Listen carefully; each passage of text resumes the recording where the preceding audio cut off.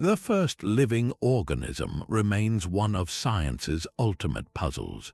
We are embarking on a journey through 30 mind-bending theories about the universe's very first life, from cosmic delivery by comets to strange chemistries in the deep ocean.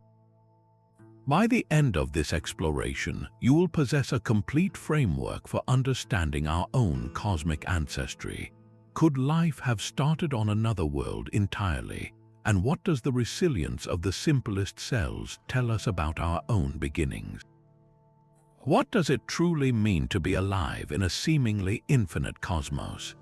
Our journey begins far from the warm oceans of ancient Earth, out in the cold, dark void between worlds. This is the theory of panspermia, the audacious idea that life did not start here at all, but was a passenger on a cosmic delivery system. Imagine a tiny, resilient microbe, the ultimate stowaway, hitching a ride inside a meteorite. After a journey spanning millions of years and countless miles, it crash lands on our young planet, finding a new home in its primordial waters. The evidence for this is not just science fiction. We have found the building blocks of life, amino acids, preserved inside meteorites that have fallen to Earth. These are the very same organic compounds that form the proteins in every living thing you see. The theory even has its own branches. There is lithopanspermia, where life travels protected inside rocks blasted from one world by an impact only to land on another. Then there is the more speculative, and some would say controversial, idea of directed panspermia. This suggests that life was not a random accident, but was intentionally sent to Earth, perhaps by an ancient, advanced civilization seeding the galaxy.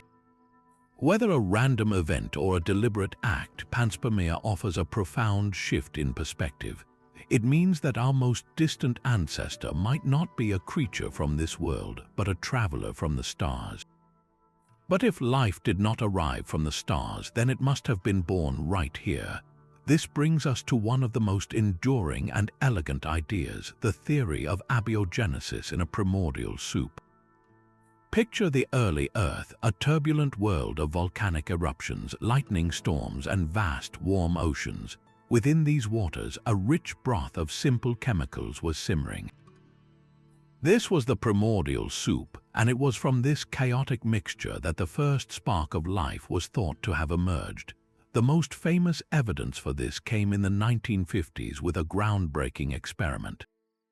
Scientists Stanley Miller and Harold Urey recreated these ancient conditions in their laboratory. They filled a sealed glass apparatus with the gases they believed made up the early atmosphere, things like methane, ammonia, and hydrogen.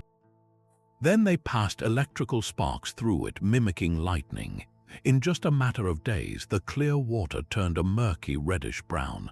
The analysis revealed something astonishing. The experiment had produced amino acids, the fundamental building blocks of proteins and life itself. It was a monumental discovery, proving that the basic ingredients for life could form spontaneously from simple chemistry. The next step in the story is even more fascinating.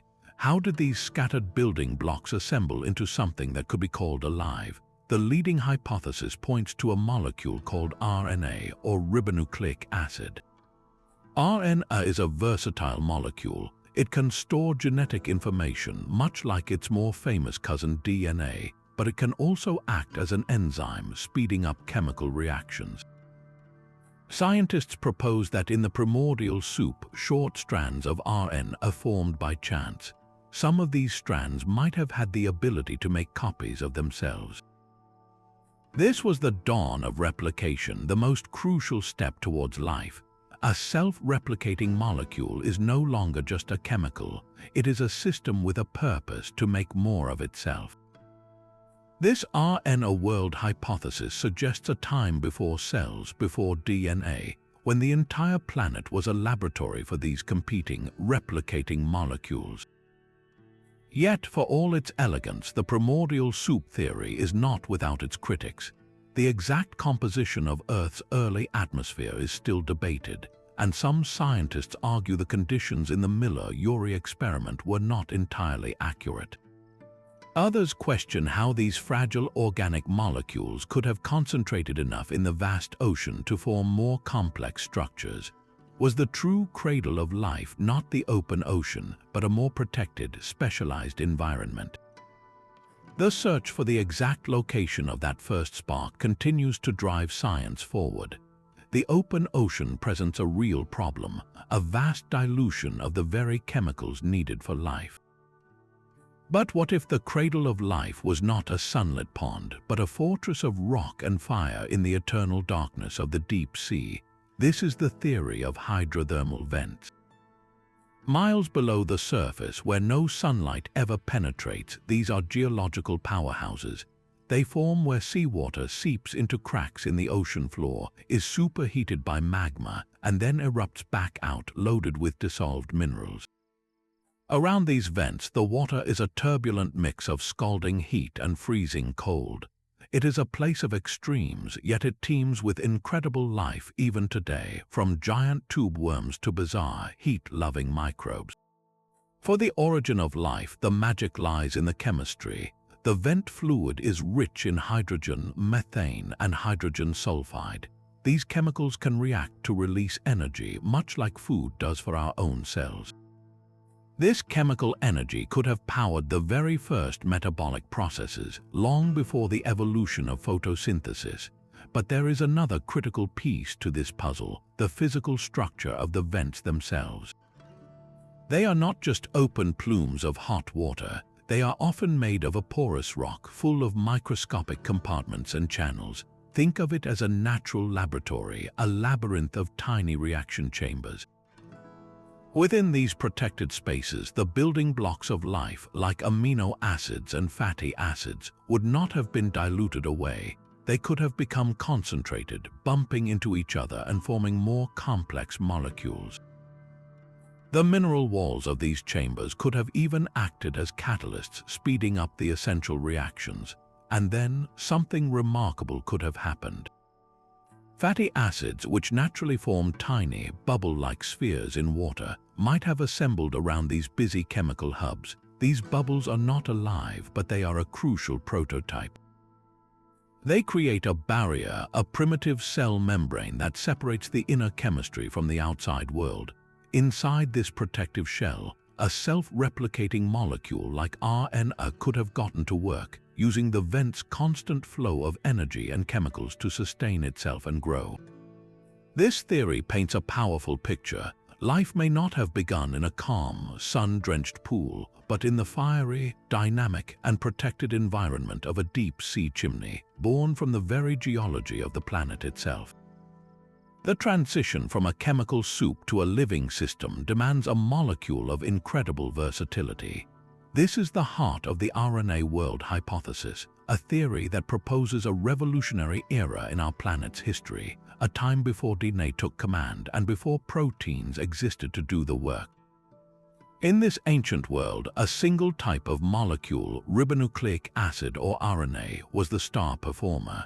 It had a dual talent that seems almost magical. First, it could store genetic information, acting as a set of instructions much like DNA does in every cell of your body today. Second, and this is the truly remarkable part, it could also act as an enzyme, speeding up the very chemical reactions needed to build more of itself. RNA was both the blueprint and the builder.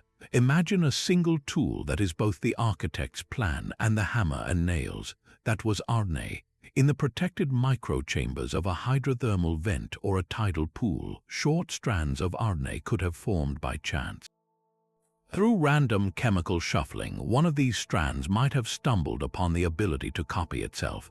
This was the moment everything changed. A self-replicating molecule is no longer just a passive substance. It is an entity with a primitive goal to perpetuate its own existence. This would have sparked the very first form of natural selection, where more efficient or stable replicators would outcompete their neighbors, gradually leading to more complex and capable molecules. Yet for all its elegance, this RNA world faces a significant challenge. RNA is a notoriously fragile molecule. In the harsh conditions of the early Earth, it would have been easily destroyed by ultraviolet radiation or simply fallen apart in water over time. How could something so delicate have been the foundation for everything that followed? The answer may lie in the environment. Perhaps the first RNA molecules formed and thrived in places that offered protection, like within clay minerals that stabilized them, or in pools that periodically dried out, concentrating the chemicals and facilitating their assembly. Scientists are actively testing these ideas, trying to create self-replicating RNA in laboratories under plausible early Earth conditions. The quest is to bridge the gap between a world of chemistry and a world of biology, to witness the moment a molecule crosses that invisible line into becoming something we could call life. The fragility of RNA points to a deeper question. What came before genetics? Perhaps the very first life was not built on information, but on pure energy and chemical reaction. This is the core of the iron-sulfur world theory proposed by the chemist Gunther Wechtershauser. He envisioned a beginning that was not a molecule copying itself, but a self-sustaining chemical cycle clinging to a rocky surface. That surface was pyrite, also known as fool's gold. This shiny, metallic mineral forms readily at hydrothermal vents, and it has a remarkable property. Its crystalline structure is positively charged, creating an ideal landing strip and catalyst for negatively charged organic molecules. In this metabolism-first scenario, life did not begin in a soup, but on a solid, two-dimensional landscape. Imagine a complex, city-like network of chemical pathways etched directly onto the surface of the pyrite. Simple carbon-based molecules from the vent fluids would stick to this surface, and the mineral itself would drive them to react with each other, building more complex compounds. This network would feed on its own reactions, drawing energy directly from the chemistry of the vent. It was a primitive form of metabolism, a self-powered chemical engine that could grow and complexify, all without a single gene to guide it. This two-dimensional film of chemistry was, in a sense, a living surface. It represented a stable system that could maintain itself against the chaos of the environment. The transition to a three-dimensional cell came later. Fatty acids in the water might have eventually surrounded a piece of this active mineral surface, forming a protective bubble. Inside this primitive cell, the metabolic network could continue its work, now shielded and independent. Only after this metabolic foundation was secure could the first genetic molecules like RNA have emerged, perhaps as a way to better regulate and replicate the successful chemical cycles. This theory flips the script on the origin of life. It suggests that genetics was not the starting pistol, but a revolutionary invention that came later, supercharging a system that was already, in its own chemical way, alive. Solid surfaces might have offered more than just shelter. They could have been the first architects of life. This is the clay hypothesis, a theory that gives a starring role to one of the most common substances on Earth. Imagine the microscopic structure of certain clays like montmorillonite. These are not simple, flat sheets, but intricate lattices with repeating patterns and a slight electrical charge. In the watery chaos of the early planet, these clay crystals could have acted as a scaffold. Their surfaces would have attracted and concentrated the loose organic molecules floating nearby, holding them in just the right positions to react and form longer, more complex chains. This is not just about organization, it is about replication. Some clay crystals grow in a way that is eerily similar to biological reproduction. As new layers form, imperfections in the crystal lattice are copied, creating a primitive, non-genetic form of inheritance. The theory suggests that these inorganic crystals provided the first system for information transfer and complex assembly, a training ground for chemistry that would later be taken over by organic molecules like RNA. Life may have learned how to replicate from the rocks themselves. This idea of a cosmic blueprint takes on a far grander scale with the theory of cosmic ancestry. It confronts a puzzle that has troubled scientists for generations. The leap from non-living chemicals to the staggering complexity of even the simplest living cell seems almost impossibly vast. Cosmic ancestry proposes that this complexity did not originate on Earth at all. Instead, it suggests that life, in the form of its genetic instructions, is as ancient and as widespread as the universe itself. The galaxy is not a sterile void, but a vast library seeded with the biological code for life. This genetic material, perhaps carried inside comets or interstellar dust, rains down on young planets continuously. When it finds a suitable world like Earth, it kick-starts the process of evolution. In this view, life on our planet is not a local accident, but a branch of a universal tree, and our entire evolutionary history is the unfolding of a program written in the stars. This theory pushes beyond even panspermia, suggesting that the universe is not just habitable, but is inherently biological, predisposed to creating life wherever the conditions allow. While the deep-sea vents and iron-sulfur worlds present compelling dark beginnings, other theories look to the sky and the shore for that first spark of life. The electric spark theory revisits the power of lightning in Earth's primitive atmosphere. Vast storms, far more intense than anything we see today, would have crackled with immense energy.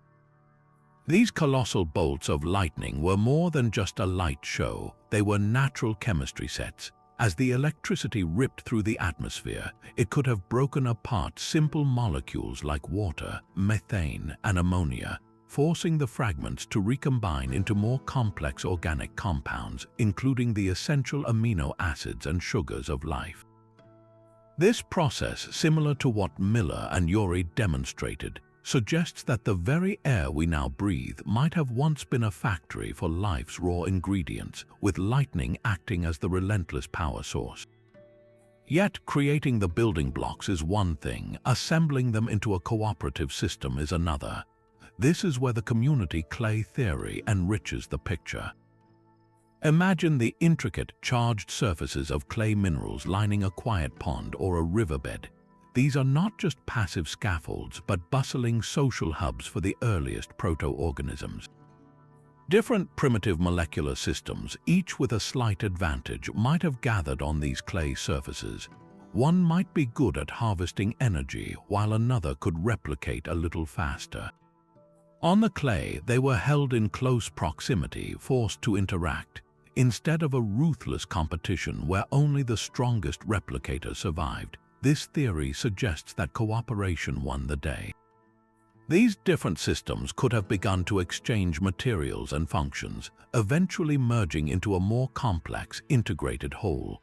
Life's first major leap may not have been a solitary discovery, but a communal agreement on a shared clay canvas. But what provided the sustained, gentle energy to power these communal assemblies on the early Earth, especially in places far from the intense heat of vents? The radioactive beach hypothesis offers a surprising answer.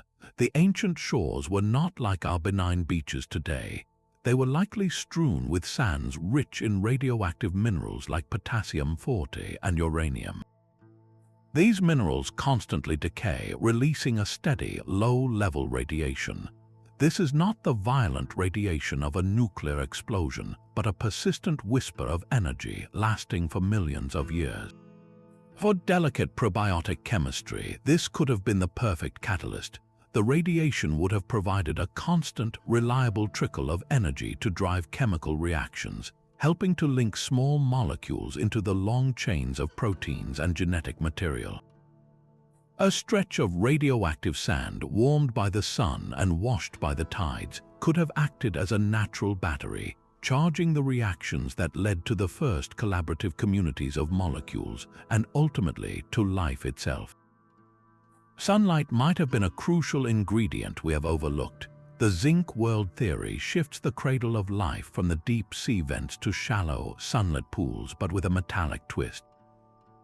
Here, crystals of zinc sulfide, which would have been abundant near volcanic vents on the early Earth, played the lead role. When bathed in ultraviolet light from the young sun, these crystals become powerful catalysts.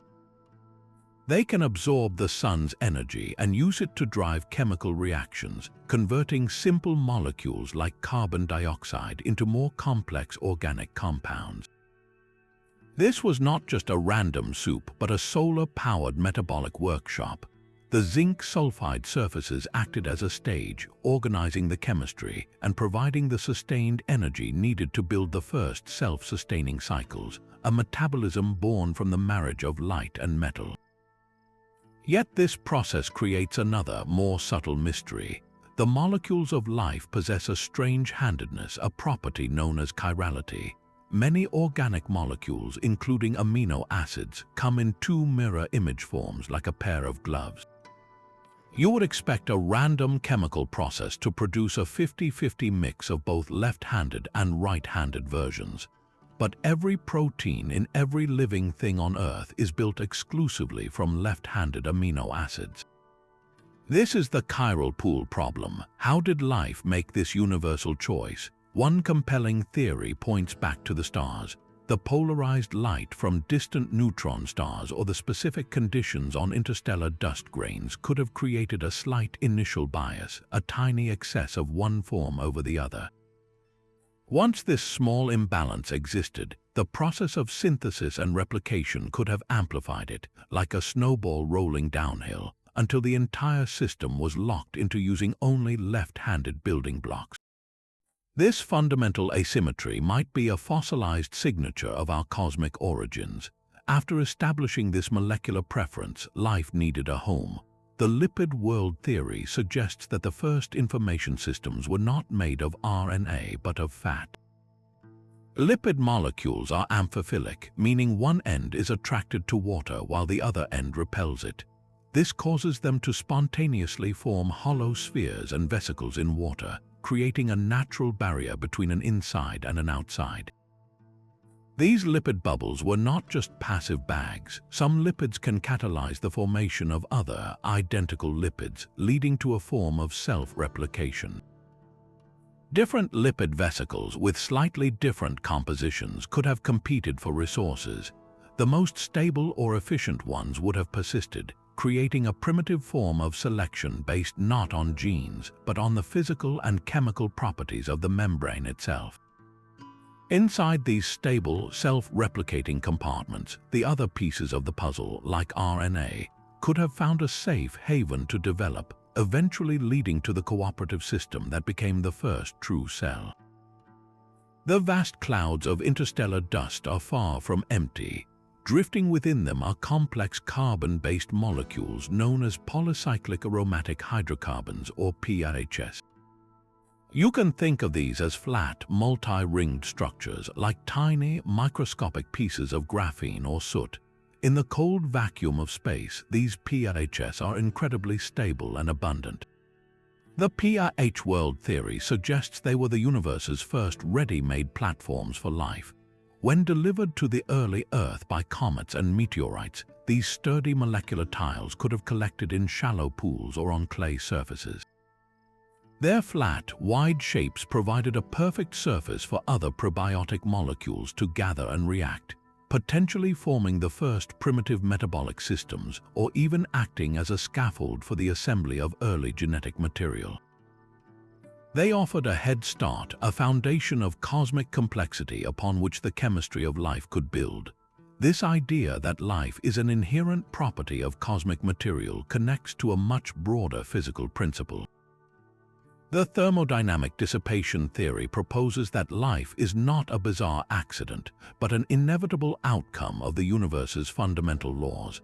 Nature constantly seeks to dissipate energy, to move from a state of high concentration to a state of equilibrium.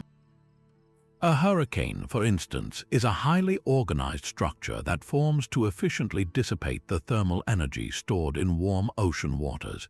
In this view, a living cell is simply an incredibly sophisticated and stable way for a planet to dissipate the intense energy flowing from its sun. The first self-replicating systems were not defying the laws of physics. They were fulfilling them in the most efficient way possible within their environment. They were the ultimate energy-dissipating structures, and their evolution was a natural refinement of that process. but where did the raw materials for these energy-hungry systems originate? This brings us back to the cosmos with a specific and compelling delivery mechanism: cometary panspermia. Comets are much more than just dirty snowballs. They are frozen time capsules preserving a pristine record of the early solar system's chemistry. We now know they contain a rich assortment of organic molecules, including amino acids and the PHS we just discussed. Cometary panspermia argues that these icy wanderers were the primary couriers for life's ingredients. When they bombarded the young Earth, they did not just deliver water, they delivered a pre-mixed cocktail of complex organics. The very impacts that were once thought to sterilize the planet may have instead seeded it with the essential building blocks, perhaps even frozen and protected deep within the comet's interior. This creates a profound link between the chemistry of the interstellar medium and the biology of our world, suggesting that the path to life was written in the stars and delivered to our doorstep on balls of ice. The search for life's first spark often presents a stark choice between genetics and metabolism, but what if the answer lies in a partnership forged at the very beginning? The peptide rna-world theory proposes exactly this elegant compromise. Instead of a solitary RNA molecule struggling to survive, this model suggests that small proteins known as peptides and RNA evolved together, each supporting the other's weaknesses. Certain simple peptides can form spontaneously and act as crude catalysts, stabilizing fragile RNA strands or even helping them replicate. In return, the RNA could have provided a scaffold that helped those peptides form more efficient shapes. This mutual reinforcement creates a virtuous cycle, a cooperative system where the whole becomes greater than the sum of its parts, accelerating the journey toward a truly living cell. This partnership might have found its perfect home in a place we would least expect. The deep freeze of ice seems utterly hostile to life, yet the ice world theory argues that frozen slush was life's protective cradle. In the cold, chemical reactions slow down, giving delicate structures like early RNA and peptides more time to form without falling apart. But the real magic of ice is concentration. As water freezes, it pushes impurities, including all those dissolved organic molecules, into the tiny, briny channels between the ice crystals. In these microscopic pockets, the building blocks of life were squeezed together, dramatically increasing their chances of interacting and forming more complex partnerships. A frozen pond could have acted as a natural laboratory, its icy matrix providing both stability and the close quarters necessary for that first crucial collaboration between molecules. Meanwhile, at the bottom of the ocean, a different kind of cradle was offering its own unique energy source. The alkaline vent theory is a sophisticated update to the hydrothermal-vent model. It focuses on vents that form not from volcanically superheated water, but from a geochemical process called serpentinization. When seawater reacts with certain types of rock from the Earth's mantle, it produces a warm, alkaline fluid rich in hydrogen. This fluid, as it vents into the acidic ancient ocean, creates a natural and persistent gradient. This gradient is not one of temperature, but of protons, essentially a gentle, continuous electrical current. This is profoundly significant because this exact same kind of proton gradient is the universal power source for every living cell on Earth today. These porous, rocky structures would have contained countless microscopic pores, each acting as a primitive battery. Within these safe, mineral-walled chambers, the first metabolic systems could have plugged directly into the planet's geochemical energy, powering the reactions that led to the peptide RNA partnerships. This theory elegantly connects the inorganic geology of our planet to the fundamental bioenergetics of every creature that has ever lived. Gravity is a force so constant we barely notice it, yet a subtle shift in its strength could have been a crucial ingredient. The theory of gravitational biology suggests that the extremely weak gravitational fields in the vastness of space provided a unique advantage. In the microgravity environment of a nebula or on a tiny asteroid, the gentle forces allow for a more orderly self-assembly. Imagine trying to build a house of cards in a hurricane. That is the chaotic environment of a planet's surface. But in the near weightlessness of space, delicate molecular structures could form with greater ease, aligning themselves into the complex architectures needed for life without being constantly shaken apart. This cosmic quiet might have been the perfect nursery for the first fragile prototypes. From this grand scale of gravity, we dive into the impossibly small world of the quantum.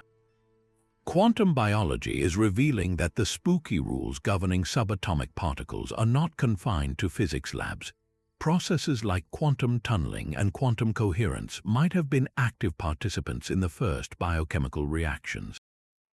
Quantum tunneling allows a particle to cheat, passing through an energy barrier as if it were not even there.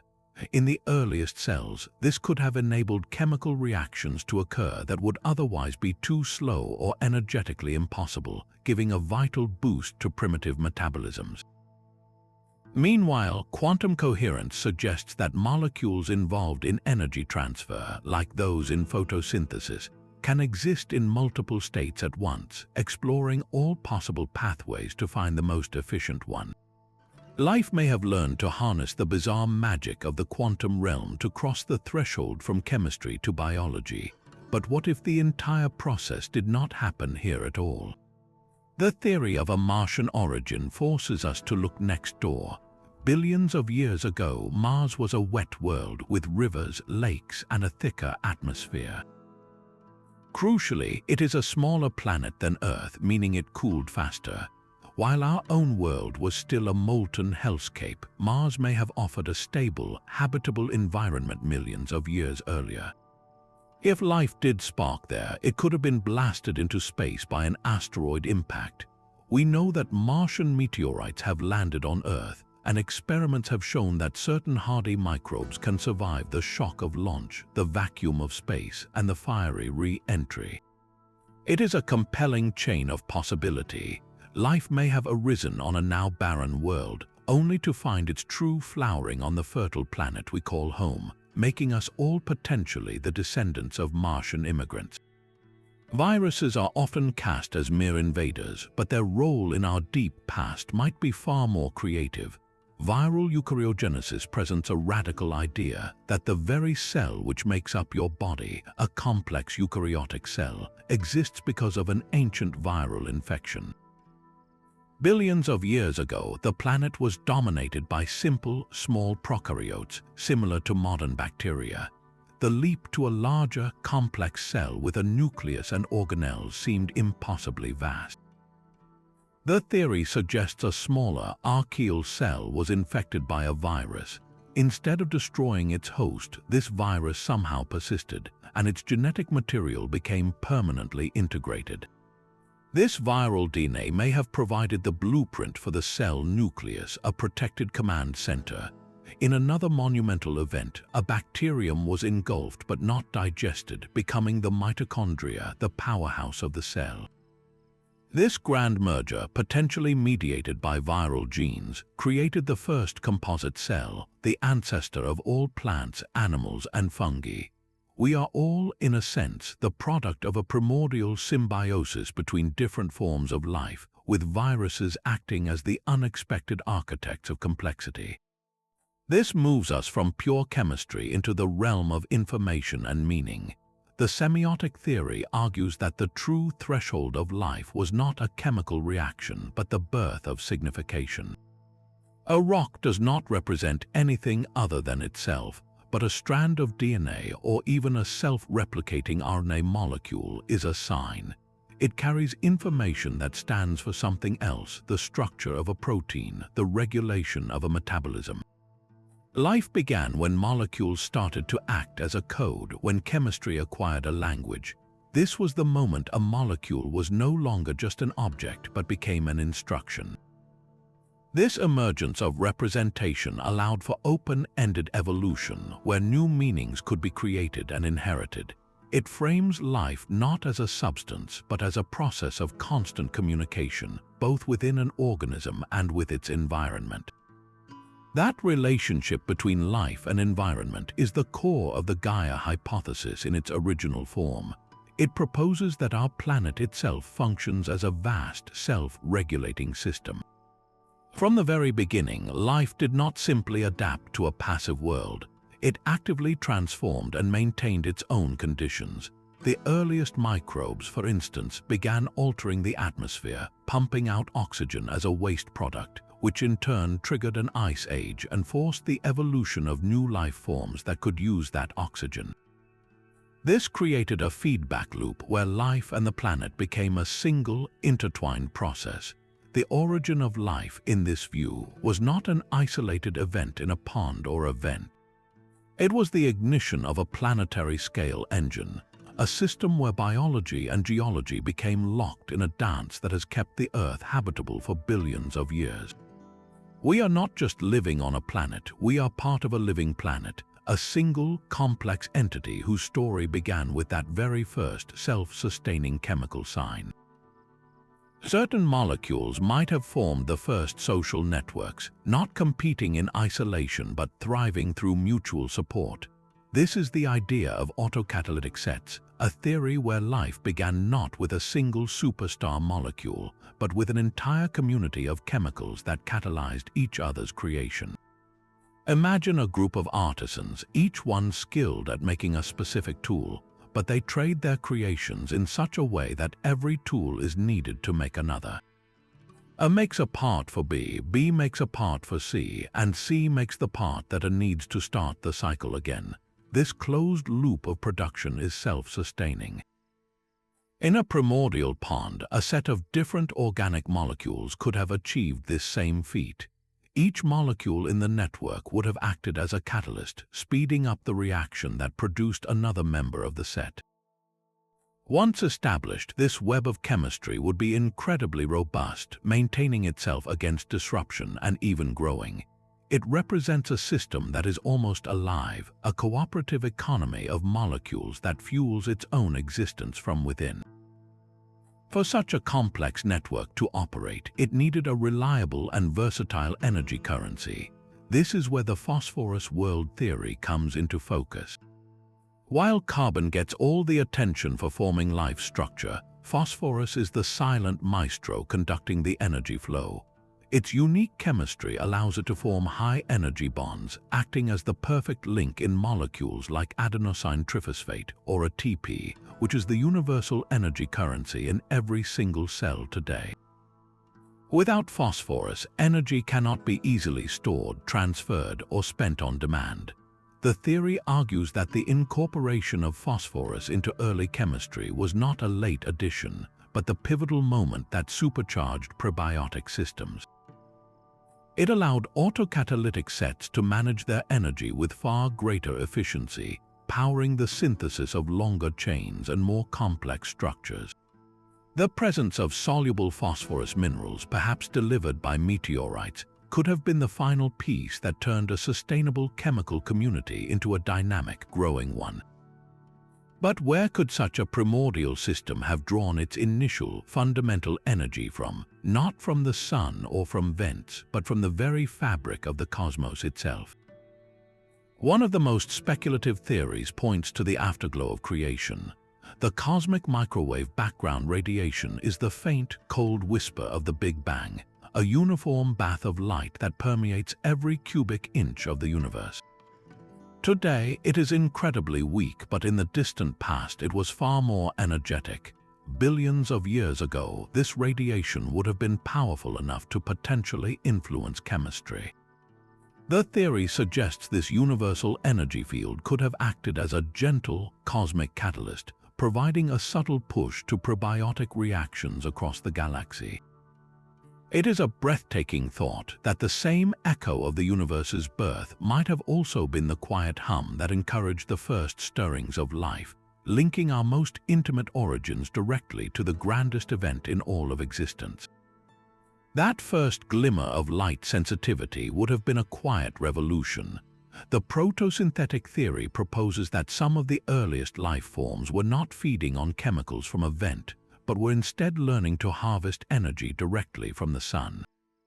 Before the complex photosynthesis we see in plants today, there were much simpler versions. Imagine a primitive microbe with a single pigment molecule, perhaps one that formed spontaneously. When struck by a photon of light, this molecule would undergo a tiny electrical shift, just enough to kick-start a basic metabolic process.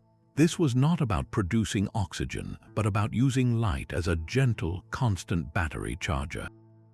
In the sunlit surface waters or shallow pools, these photosynthetic organisms would have had a tremendous advantage, tapping into an energy source that was limitless and widespread.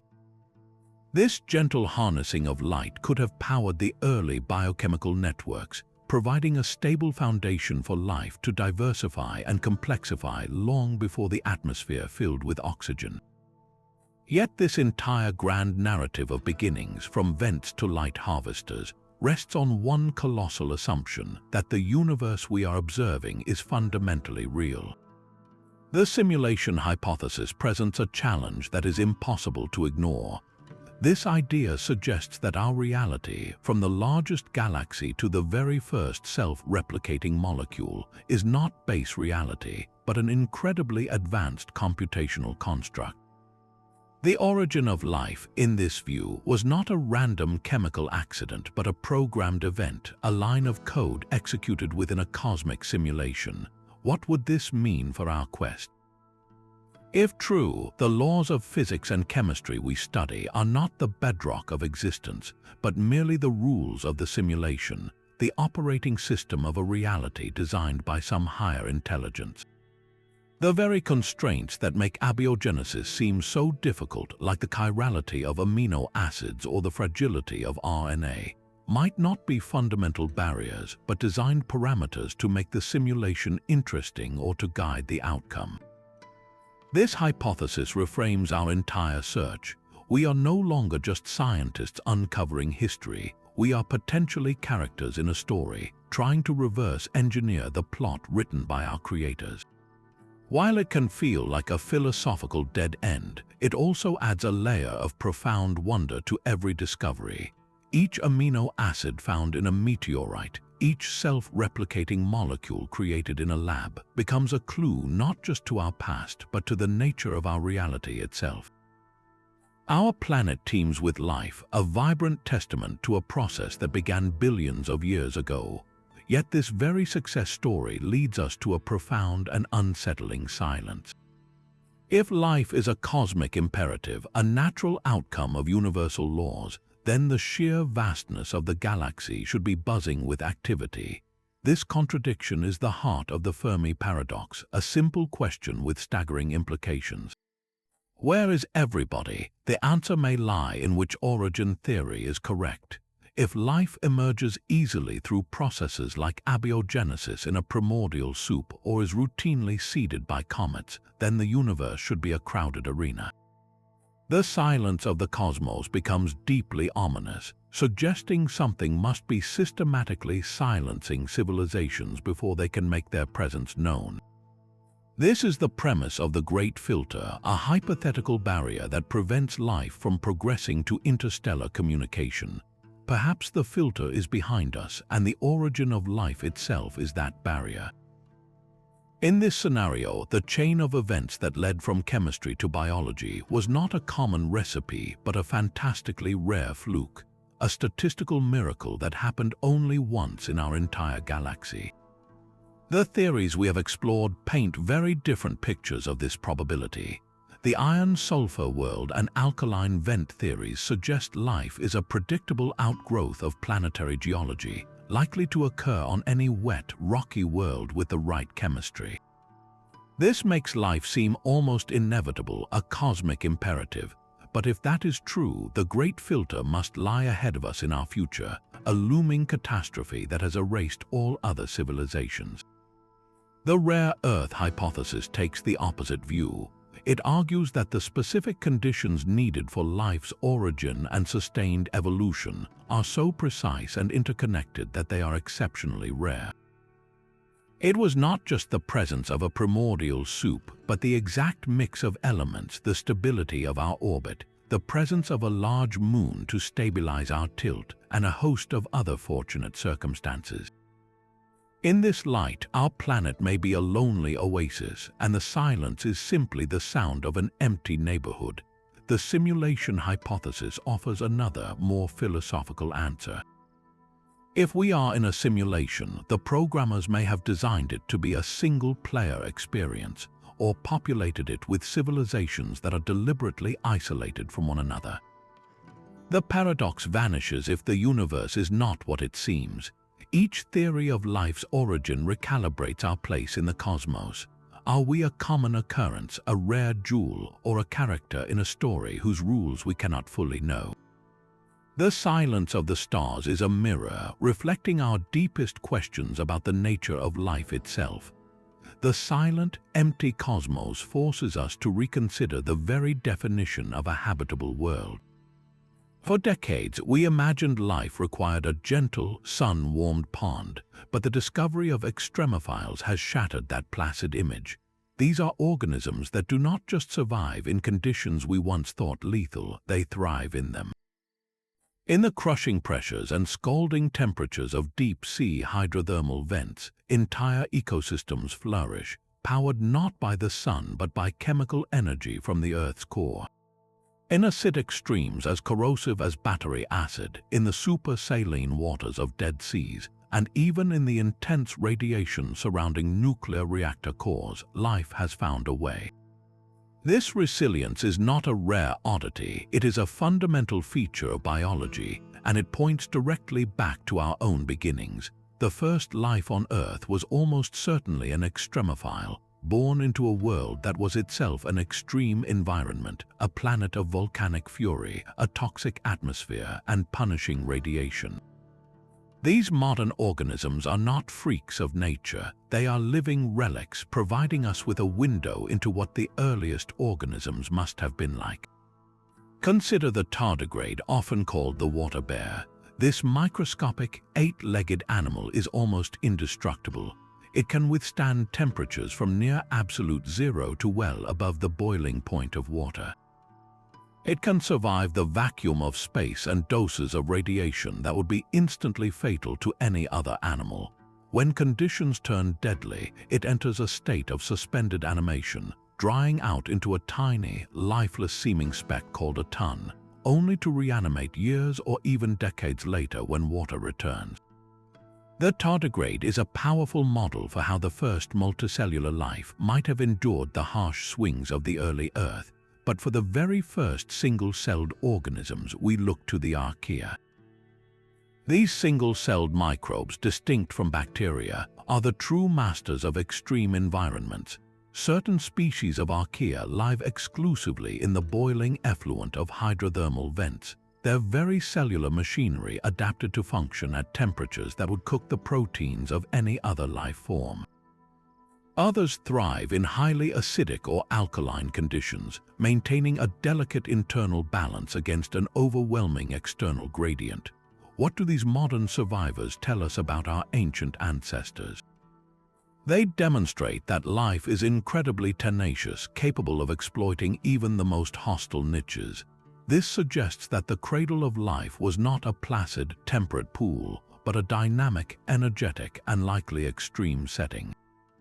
The heat-loving hypothermophiles found at vents strongly support theories that life began in such high-temperature environments, where a constant flow of energy and minerals provided the perfect conditions for early metabolism.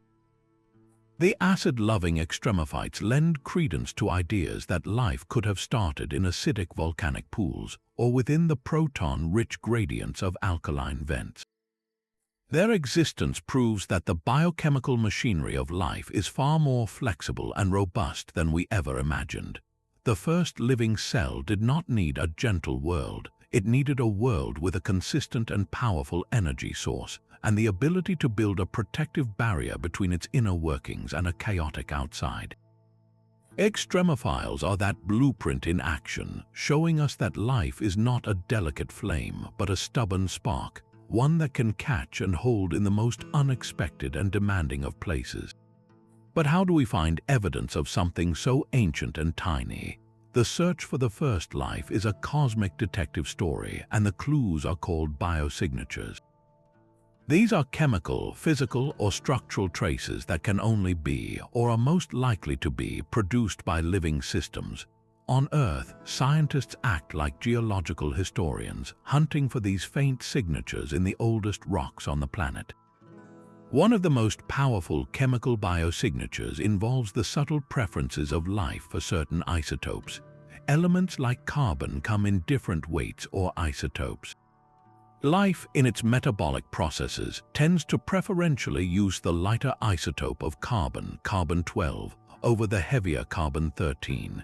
When you find a sliver of rock that is 3.5 billion years old and it shows a dramatic drop in carbon-13, it is a strong hint that something biological was once there, actively choosing the lighter element to build itself. It is a fossilized chemical preference. Another line of evidence comes from microfossils.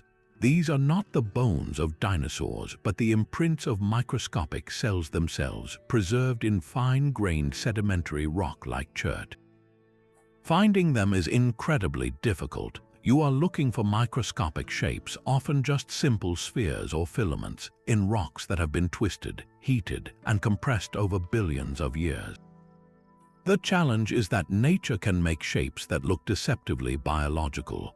Crystals can form tiny structures that mimic cellular forms, and non-biological chemical reactions can create complex organic blobs.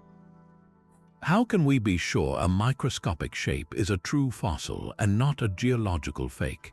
The gold standard is to find multiple lines of evidence together.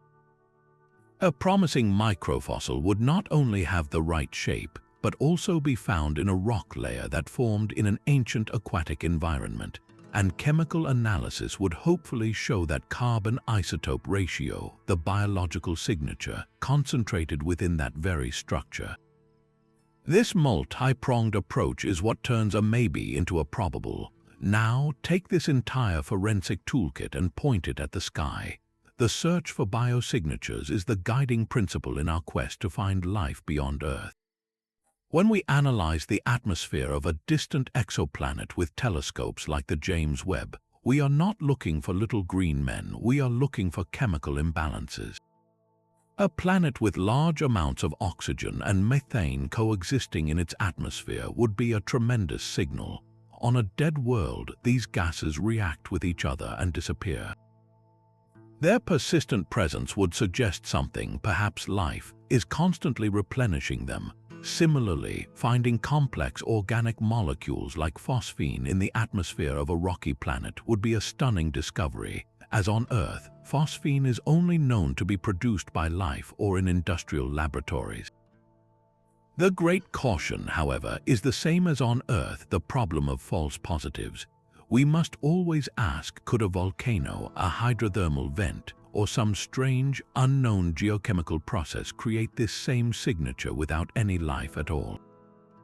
The entire endeavor is a meticulous process of elimination, a constant balancing act between hope and rigorous skepticism, as we sift through the chemistry of other worlds for that one telltale sign that we are not alone in the universe.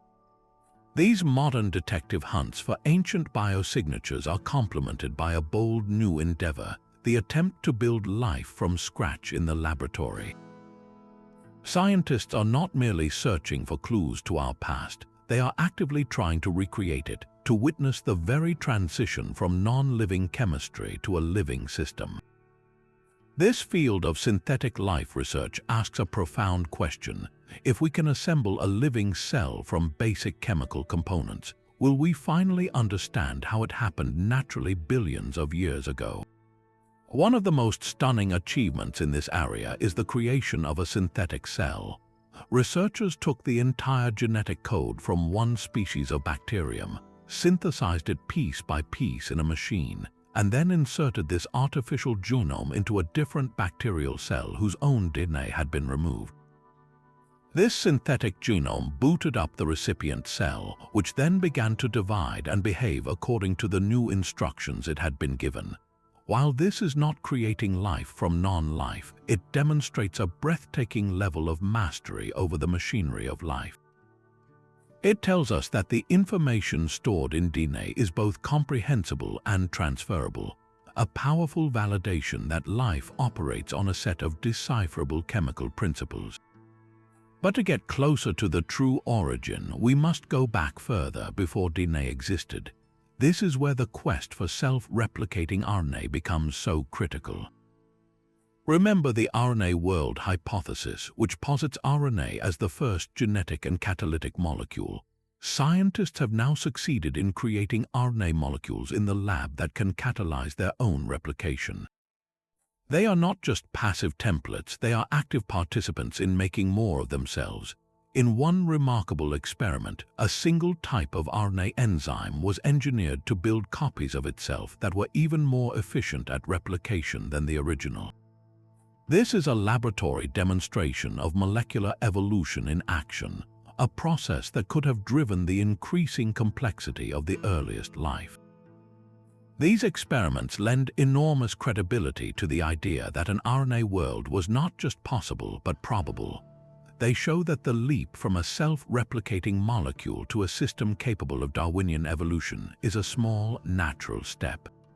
The challenge then becomes building a container. How do you take these replicating RNA molecules and give them a home? Researchers have made incredible progress here too, creating protocells, which are simple, cell-like structures made from fatty acids. These bubbles can spontaneously form, grow, divide, and even compete with one another.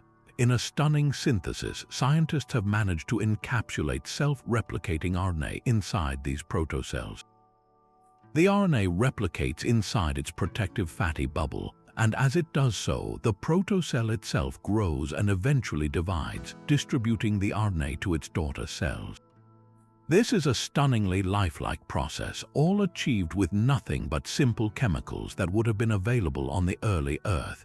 Each of these laboratory triumphs acts as a vote of confidence for different origin theories. The success with RNA replication strongly supports the RNA world hypothesis, showing its core premise is chemically sound. The creation of functional protocells validates the lipid world idea, demonstrating that membrane formation and division are straightforward physical processes. When these two systems are combined, it suggests that the partnership proposed by the peptide RNA world was not only possible but a highly likely next step. These experiments do not yet give us a definitive answer, but they dramatically narrow the possibilities. They show us which chemical pathways are feasible and which are dead ends. Every time a scientist in a white coat coaxes a mixture of chemicals to behave in a lifelike way, they are essentially running a simulation of early Earth, providing tangible evidence that the gap between chemistry and biology is not a mystical chasm, but a bridge that can be crossed with the right ingredients and conditions. These relentless experiments force us to confront a question far deeper than chemistry. If we can, in fact, build a living system from a bottle of chemicals, what does that say about the nature of life itself? The search for our first ancestor is not just a scientific puzzle, it is a philosophical journey that redefines our place in the cosmos. Every theory we have explored carries its own profound implications for who we are and why we are here. If life emerges easily and naturally from cosmic chemistry, as the primordial-soup or alkaline vent theories suggest, then we are not a miracle but a commonplace event. The universe could be teeming with life, a cosmic garden where biology is as natural as the formation of stars.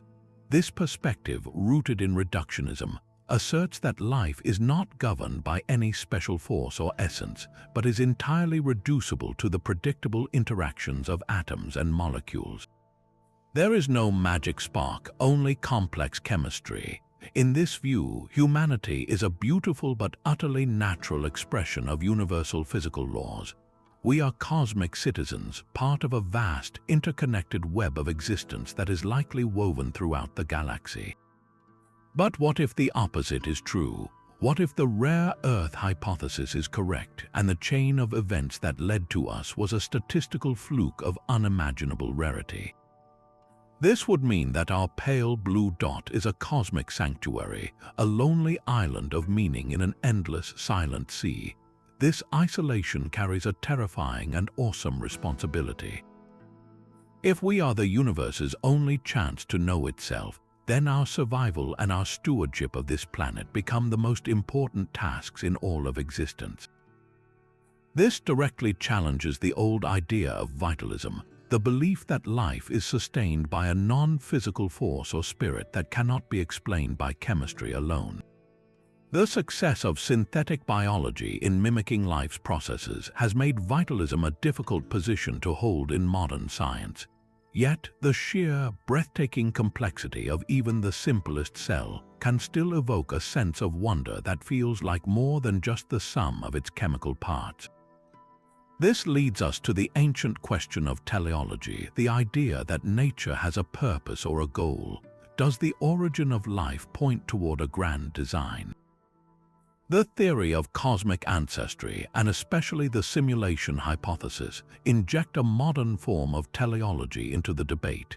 If life was seeded intentionally, or if our reality is a programmed simulation, then our existence is not an accident. It is the result of a plan, whether that of an ancient civilization or a cosmic programmer. Our origins would be purposeful, and our journey through evolution might be following a script we are only beginning to read.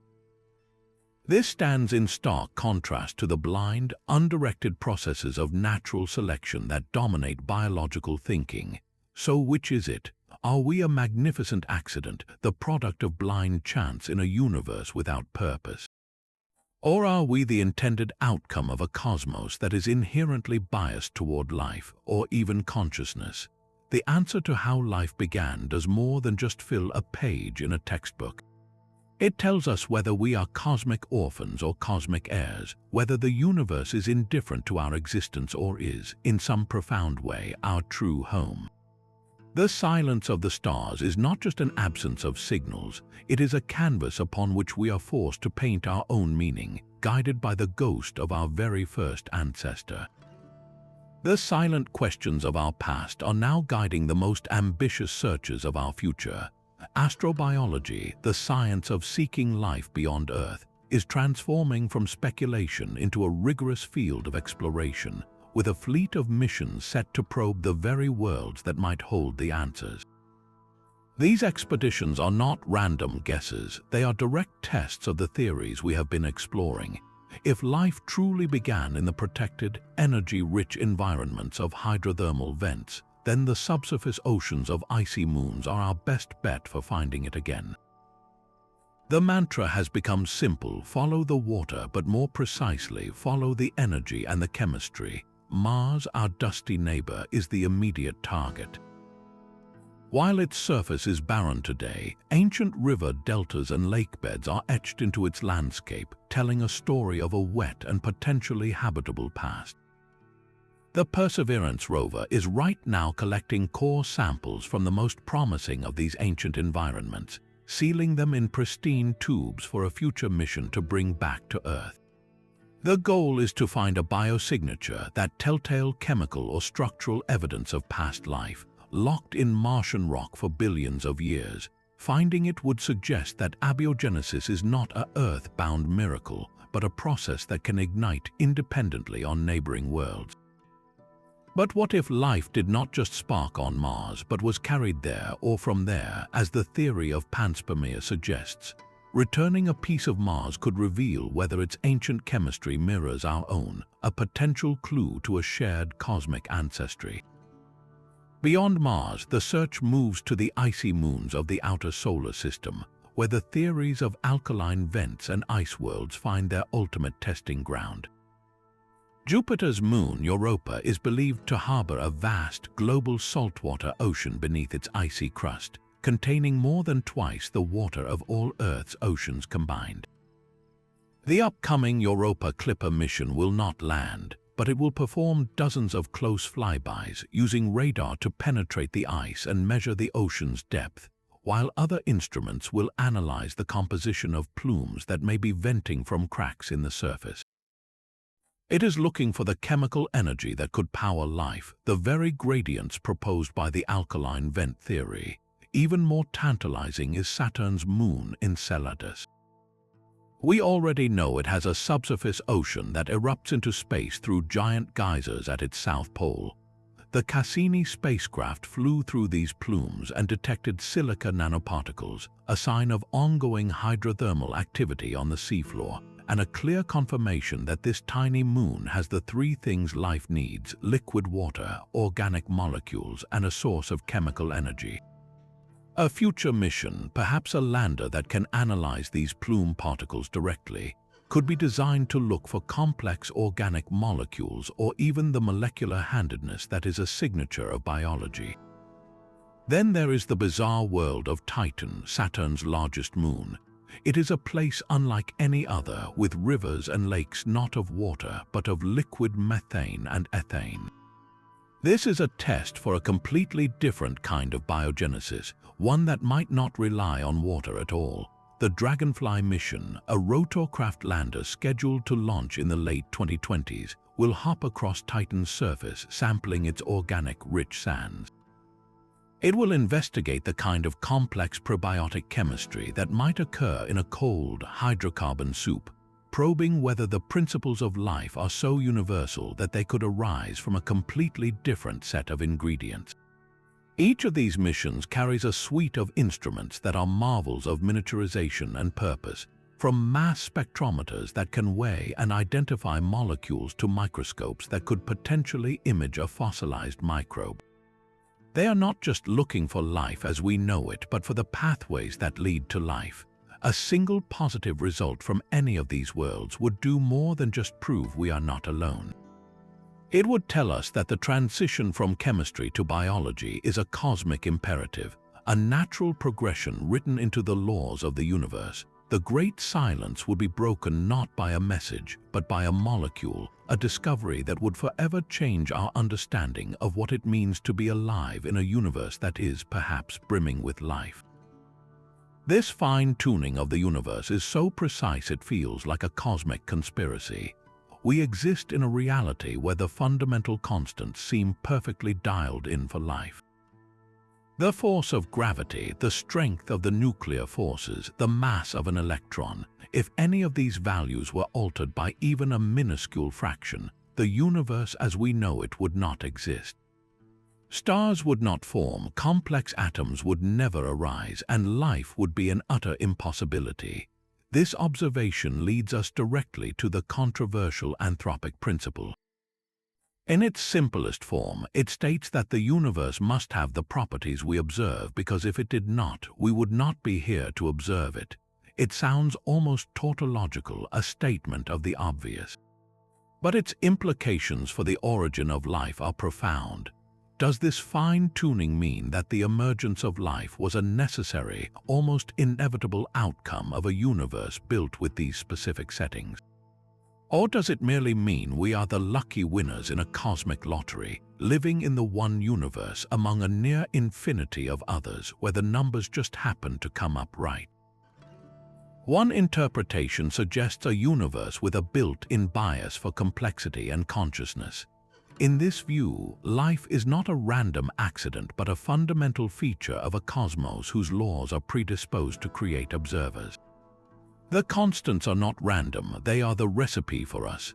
This gives a powerful new context to theories like the alkaline vent or the rna-world, suggesting these were not just happy accidents but the playing out of a deeper, universal logic.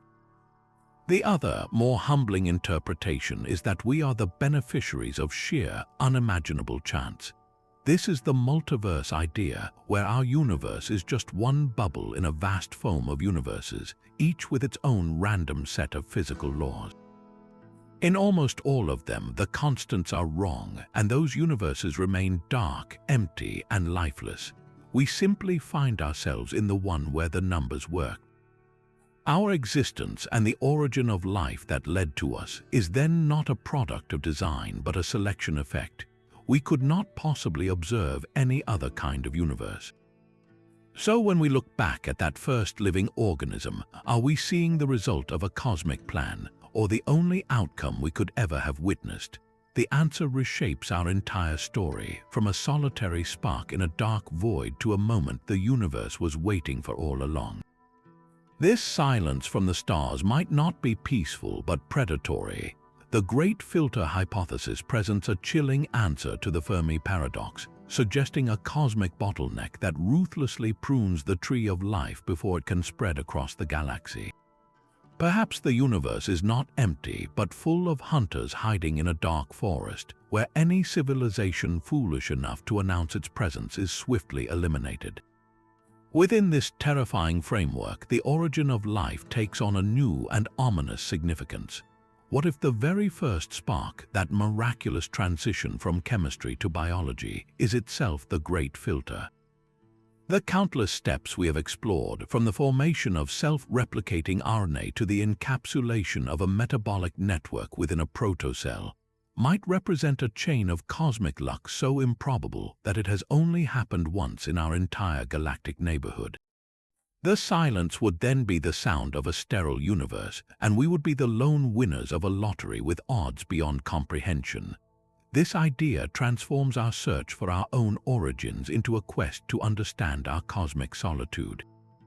If we were to discover that life arose independently on Mars or Europa, it would shatter this hypothesis, proving that abiogenesis is not the filter. Such a discovery would be both thrilling and terrifying, for it would mean the Great Filter, the force that suppresses intelligent life, still lies somewhere in our future, a potential catastrophe waiting for us all. The mystery of our first ancestor becomes inextricably linked to our ultimate fate, a single question echoing across the eons. Are we a universe's first and only child, or are we simply the next in a long line, unaware of what is to come? This ancient debate strikes at the very heart of our cosmic identity. Was our existence written in the stars from the beginning, or are we the beneficiaries of a near-impossible roll of the dice? On one side of this divide stands the argument for sheer chance. The universe is overwhelmingly vast and overwhelmingly empty. The chain of events required to form that first self-replicating system was astronomically complex, a sequence of chemical steps so improbable that it might have occurred only once in our entire galaxy. Think of it like winning the grand prize in a cosmic lottery where the odds are stacked impossibly against you. The silence we hear from the cosmos, the eerie quiet of the Fermi paradox, could be the sound of that improbability, a universe where the winning numbers simply never come up for anyone else. In this view, every theory we have explored, from the fragile assembly of RNA to the perfect encapsulation within a protocell, represents a series of lucky breaks, a cascade of fortunate accidents that led to us. We are not a cosmic imperative, but a glorious and solitary accident. Yet, the opposing view argues for a powerful and compelling necessity. The laws of physics and chemistry are universal. Wherever you find a wet, rocky planet with a stable energy source and the right mix of elements, the same chemical reactions will occur. The universe is not a sterile void, but a vast laboratory constantly running the same experiments. Given billions of years and countless worlds, the emergence of life becomes not just possible, but statistically inevitable. It is not a lottery, but a natural progression, as predictable as water freezing into ice when the temperature drops. The experiments in synthetic biology lend powerful weight to this perspective. When scientists can coax self-replicating RNA and dividing protocells from simple chemicals in a lab, they are demonstrating that the path from chemistry to biology is not a mystical leap, but a road that can be traveled. The building blocks assemble themselves because the laws of thermodynamics and molecular interaction demand it. Life, in this light, is not a defiance of nature, but its most sophisticated and elegant expression. The question then becomes not if life will arise, but how quickly. Our own planet formed around 4.5 billion years ago, and the earliest evidence for life appears shockingly soon after, in the geological blink of an eye. This rapid appearance suggests that once the conditions are right, life emerges with a kind of eager urgency, as if the universe was waiting for the chance to become alive. So which is it, a fluke or a fulfillment? The answer may lie not in one extreme or the other, but in a spectrum of possibility. Perhaps the initial conditions for life's origin are rare, a product of chance, but once those conditions are met, the actual process of biogenesis is a chemical necessity. We may be both lucky and destined, a rare jewel in a universe that is nonetheless fundamentally fertile. The search for life on Mars or Europa is our ultimate test. If we find it, we will know that life is a universal constant, a force of nature as reliable as gravity. If we find only silence, we will be confronted with the haunting possibility that our existence is the most beautiful accident in the cosmos. Our search for a universal genesis story inevitably brushes against the deepest convictions of human culture. For millennia, every society has possessed its own sacred narrative explaining how life began, stories woven into the fabric of identity and meaning. The scientific quest to pinpoint a single chemical origin presents a profound challenge to these ancient traditions, creating a frontier where faith and reason can either clash or find a new harmony. Some see an irreconcilable conflict, a zero-sum game where a natural explanation for life's spark seems to erase the need for a divine creator. This perspective often leads to the outright rejection of scientific theories, framing them as a rival belief system that undermines moral and spiritual foundations. Yet for many others, there is no contradiction at all. They embrace a worldview known as theistic evolution, where the meticulous processes of abiogenesis and natural selection are not random accidents, but are seen as the elegant methods through which a creator chose to bring the universe to life. In this view, God is not a celestial magician who snapped his fingers to create a finished product, but a master architect who designed a universe with the inherent capacity to generate life and consciousness. The laws of physics and chemistry themselves are the expressions of a divine will, and the emergence of the first living cell from a hydrothermal vent is not a challenge to faith, but a revelation of its grandeur. This reconciliation allows for a sense of awe that is both scientific and spiritual, where the discovery of a self-replicating RNA molecule in a lab can be as wondrous as any miracle. The dialogue between these worldviews is not merely academic, it touches the core of human existence, forcing us to ask whether the stories that give our lives meaning can coexist with the facts that describe our origins. This is not a debate with a single answer, but a deeply personal negotiation between the narrative of our soul and the narrative of our cells. Titan offers a vision of a potential Genesis story written in a language far colder than our own. This strange moon of Saturn is shrouded in a thick, orange haze, a complex organic smog constantly raining down onto its surface, but there are no water oceans here. Instead, Titan's rivers and vast lakes are made of liquid methane and ethane, flowing over a landscape of water ice as hard as rock.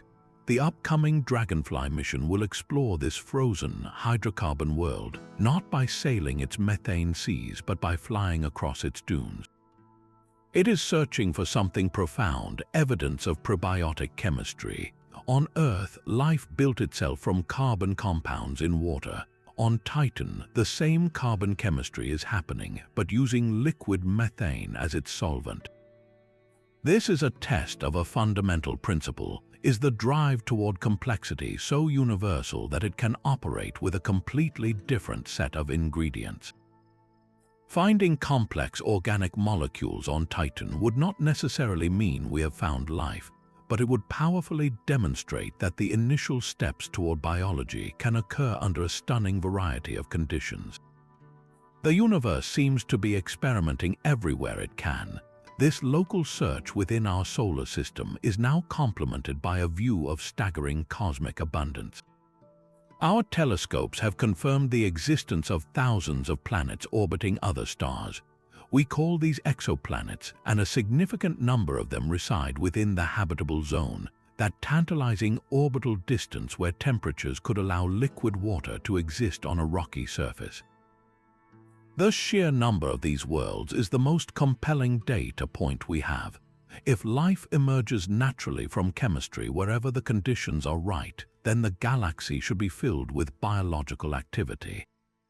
Each of these distant pale dots is a potential experiment in abiogenesis, a laboratory where the same theories of hydrothermal vents or primordial soups could be playing out right now. The silence we perceive may not be empty at all, but simply too distant for us to hear, a chorus of life waiting for our technology to mature enough to finally listen.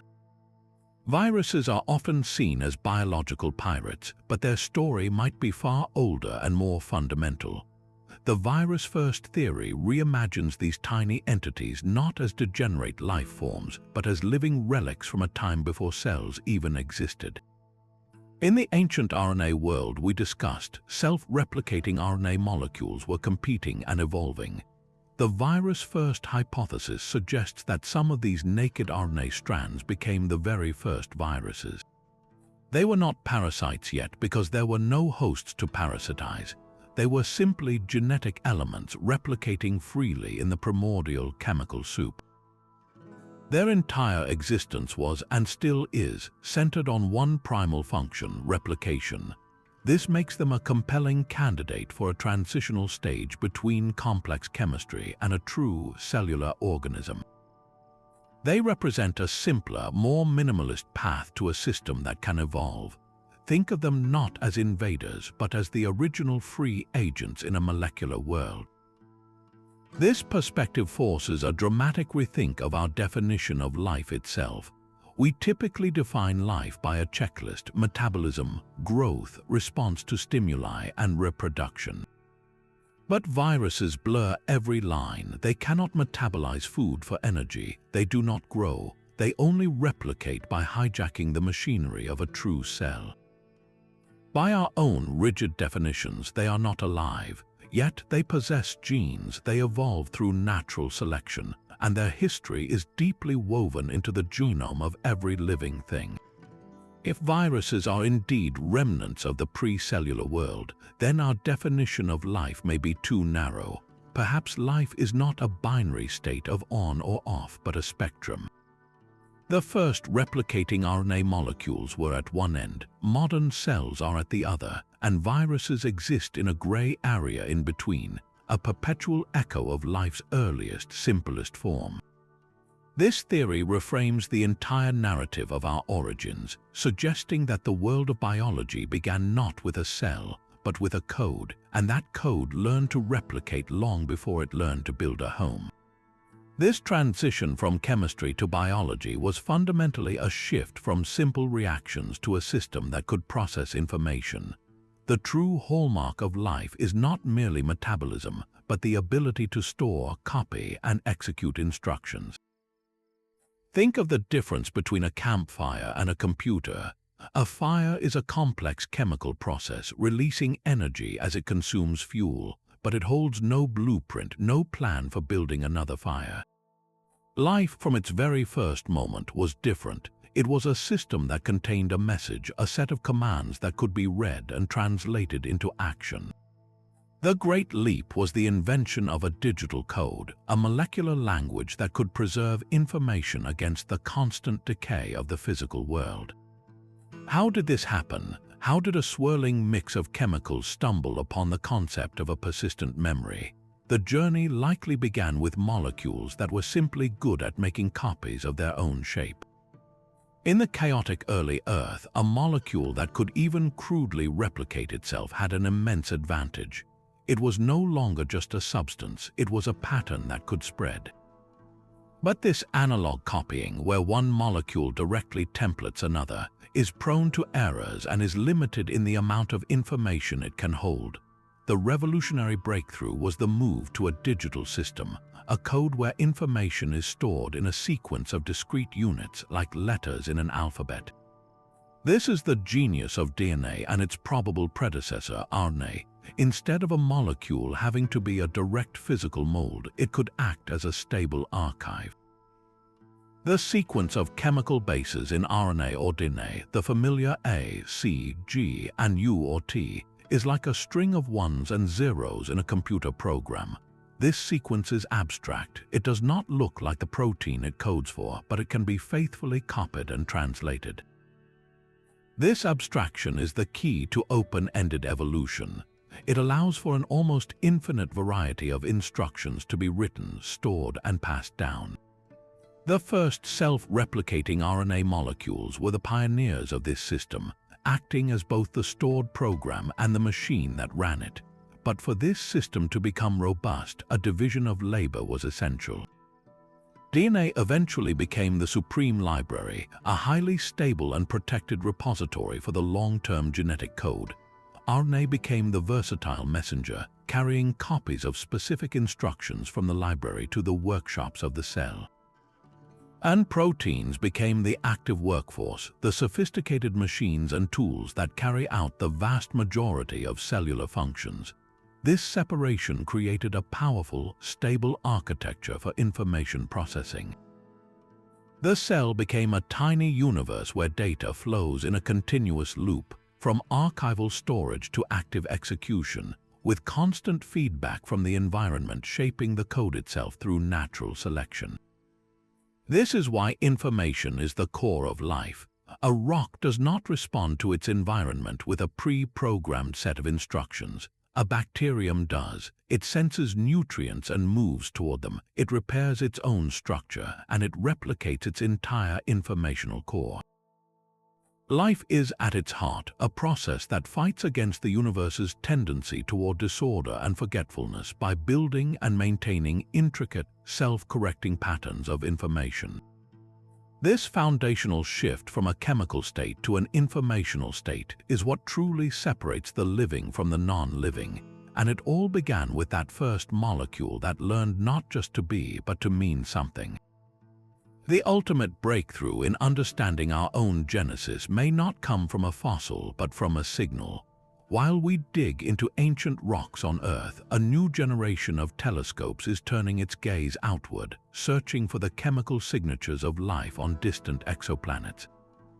Imagine analyzing the atmosphere of a world 100 light-years away and detecting a profound imbalance, a mix of gases like oxygen and methane that can only persist if something is constantly replenishing them. That discovery would be our first confirmation that the process of biogenesis has happened more than once. It would provide the ultimate dataset, a comparative biology that shows us which parts of our story are universal and which are unique quirks of Earth's history.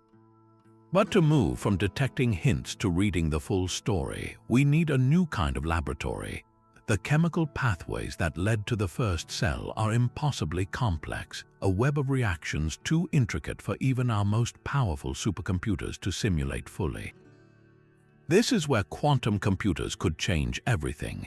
Their ability to model molecular interactions at the quantum level could allow us to virtually recreate the primordial Earth, running billions of years of chemical evolution in a matter of days.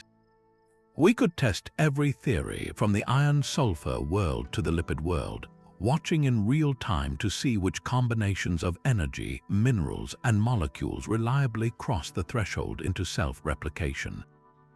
The goal is no longer just to find the answer, but to watch it happen. And the final, most profound test is already underway, not in a computer, but in a lab. Scientists are in a race to synthesize a truly minimal cell from scratch, using only non-living chemicals. The success of this endeavor would be the final piece of the puzzle, proving definitively that the transition from chemistry to biology is a natural, predictable process. If we can build life from a set of instructions, we will finally hold the blueprint to our own deepest past, understanding not just how life began on Earth, but how often it might spark across the cosmos. We have traveled from the cold depths of space to the fiery hearts of underwater vents, from the first self-replicating molecules to the possibility of a programmed reality. These 30 theories, each a testament to human curiosity, circle a single profound question: how did our universe wake up? This is not a search with a final answer, but an ongoing conversation between the past and the future, where every new fossil find and every lab-created protocell adds another piece to an infinite puzzle. Our quest to understand that first spark is ultimately a quest to understand ourselves, to trace the line of our own cosmic ancestry back to its mysterious source. So we turn this over to you. After this journey through the possible cradles of existence, which story of our beginning resonates most deeply with your view of the universe? Let us know in the comments, and if you are hungry for more mysteries, be sure to subscribe for our next exploration into the unknown.